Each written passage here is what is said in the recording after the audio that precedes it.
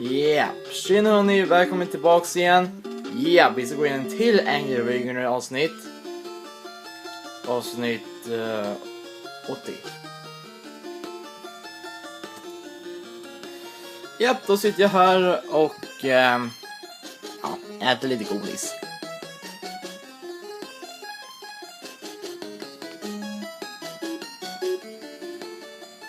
This game is the unholy fuckness. You probably remember it as my first game review. That was 5 years ago, before I took on the regular duty of playing shitty duty. Back then, I wasn't as hardcore. I used a code and I skipped over a lot of the game. So now is my second chance, because I'm going to do it for real this time.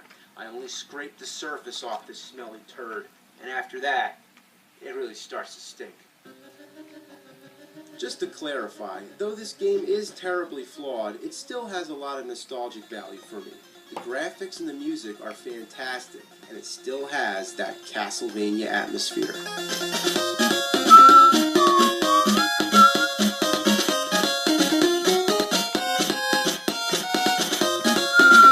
Det är min favoritlåt ju. Then there's parts like that. Why is it necessary to interrupt the game like that so often?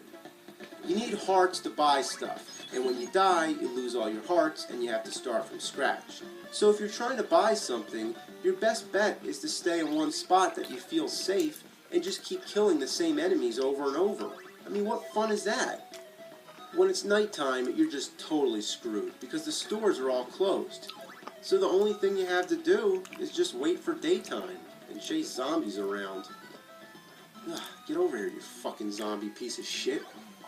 It's times like this when you get real bored, you find glitches, like at the door. Why does the holy water just stop? For some reason I always found that amusing. I could do that for hours.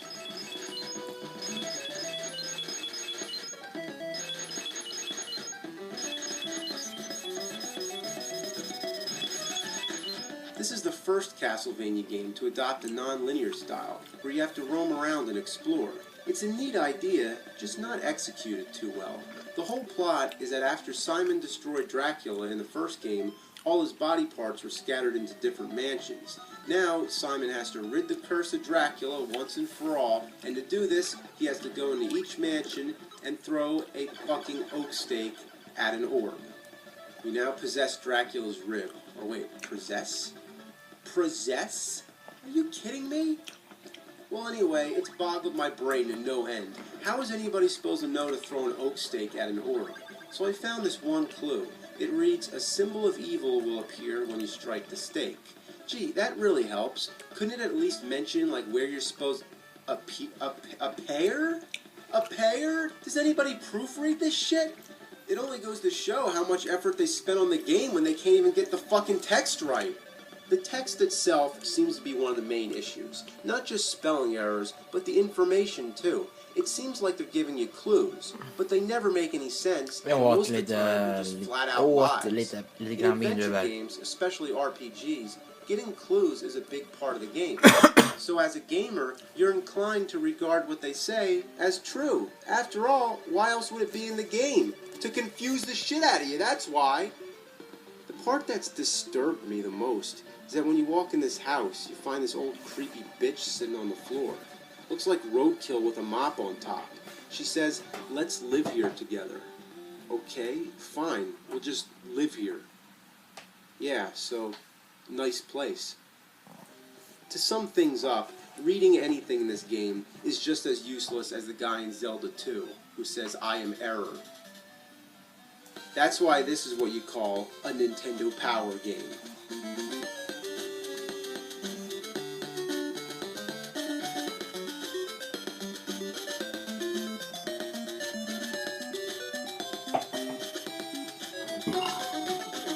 Of course, there's the wall where you have to select a red crystal, kneel down, and then wait for a tornado. But that's just the beginning. There's a part where you have to go under a lake. I can just barely see the platform, so I get the idea that I'm supposed to go down there. But if you touch the water, you die. You have to select the blue crystal, then you kneel down for a few seconds, and then you can go through the water. Who the fuck is supposed to figure that out?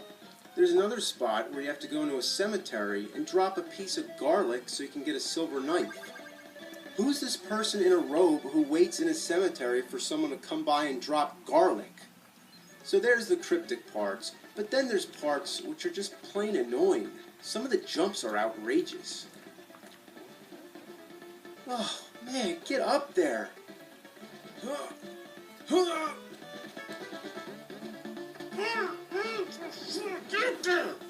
Then there's these blocks. It doesn't look that hard. It seems like you could just hop on over. But if your timing isn't 100% accurate, your jump doesn't reach. I'm going to try again.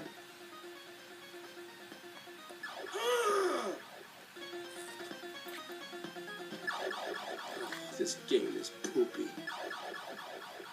The most annoying enemies in this game that I never forget are the blobs. They just bounce all over the place. You can't get away from them, especially if you're on the stairs. Oh, what? Let's take a look at that again. I'm on the stairs, totally defenseless. The blob knocks me off and I fall through the fake block. That is so fucking cheap. The most annoying hazard in this game is water. Seriously, water? Why is that such an issue? Oh, come on, that wasn't even on the same screen. The last thing to mention are the bosses. There's very few of them, and let me tell you, they got lazy with these bosses. I mean, real lazy. You know how hard the Grim Reaper is in the first game? Well, if you do, then wait till you see how hard he is here.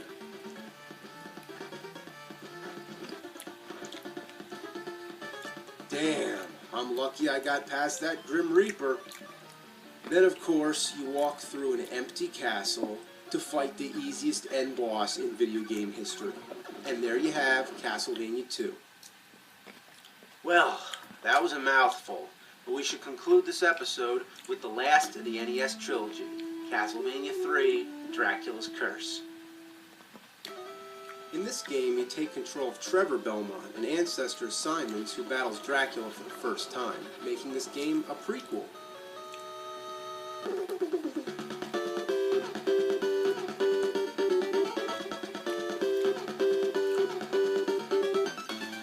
It goes back to the basic style of the first game, but has two main innovations. The first thing, you often come to a fork in the road where you get to choose which path to take. The other thing is that you get to play as other characters whom you meet along the way. There's Grant, who climbs on walls, Sypha, who has magic spells, and Alucard, who can turn into a bat, but you need enough hearts to do it. Alucard happens to be Dracula's son. The name Alucard's Dracula spelled backwards, and it came from the 1943 movie Son of Dracula. Announce Count Alucard. D-R-A-C. What are you mumbling about? Nothing, just a silly idea hit me. With these innovations, I think it's the best Castlevania game on the NES. But it's also the hardest. There's a stage where the screen keeps moving up. If you're caught at the bottom, you die. What kind of logic is that? In Trevor Belmont's world, what killed him? The TV screen? So you can't waste any time. You gotta keep going up. Ugh, what the shit was that fucking nonsense? Tell me that's fair to make you have to hurry only to have knights appear out of nowhere. The greatest hazard in this game is not pits, not water or spikes or anything like that. It's the stairs. The fucking stairs are your worst nightmare. If you're next to the stairs and you try to use your special attack, the attack doesn't work. Instead, you go up the stairs. Look at this. Like, God, get down. I want to attack the knight. Oh, God, get off the stairs.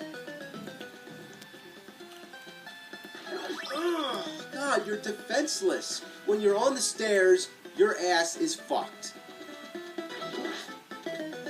How about the floor? Let's make the floor a death trap, too. Okay, that's fine if you want to play shit like that, but how in the holy goddamn mother shit fucking Christ of cunt fuck am I supposed to attack the enemy when the fucking floor's falling down? Did the game developers expect you to be some kind of miracle multitasker? Thank God for Alucard. See, I can cheat too, you rotten bastard. Oh, and when you're using Sypha's freeze spell, whatever you do, don't freeze the enemy projectiles. That was a disaster. And that's the way this whole game is. It's just an ongoing train wreck.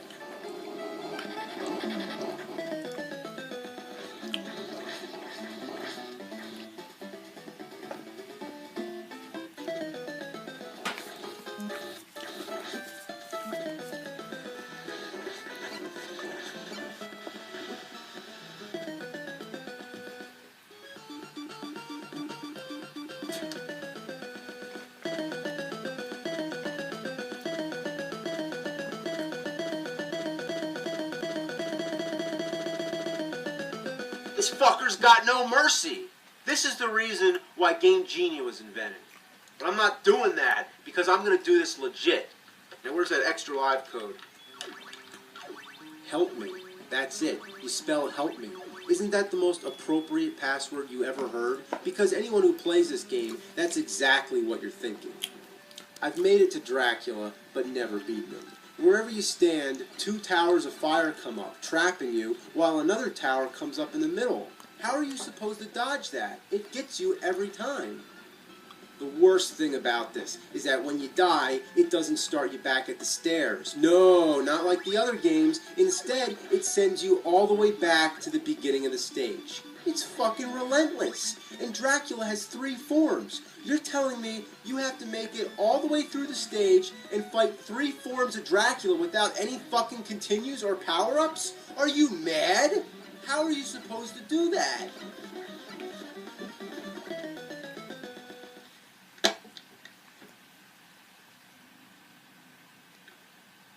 If there's any game that puts you in a bad mood, it's Castlevania 3. You know? Like, if you want a game that'll piss you off, putting this game in your Nintendo is like running open-armed out into a rainstorm of piss. You want to go balls to the wall? Well, there's one way to put your balls to the wall, and that's to stick your dick in an electric outlet. You want to play shit tennis with an orangutan while having your head up a hyena's asshole? Well, good luck. Well, that finishes off the Castlevania trilogy. But there's more memories to be shared. Because Dracula never dies, Halloween is going overtime, it's a Castlevania-thon. Oh! Oh!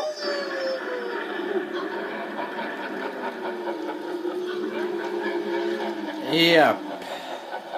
Det var avsnitt 18 i alla fall. Precis nästa gång. This game is like playing shit tennis with an orangutan while having a hyena's head up your ass. Or your head up its ass. Ja, vi ses. Ciao.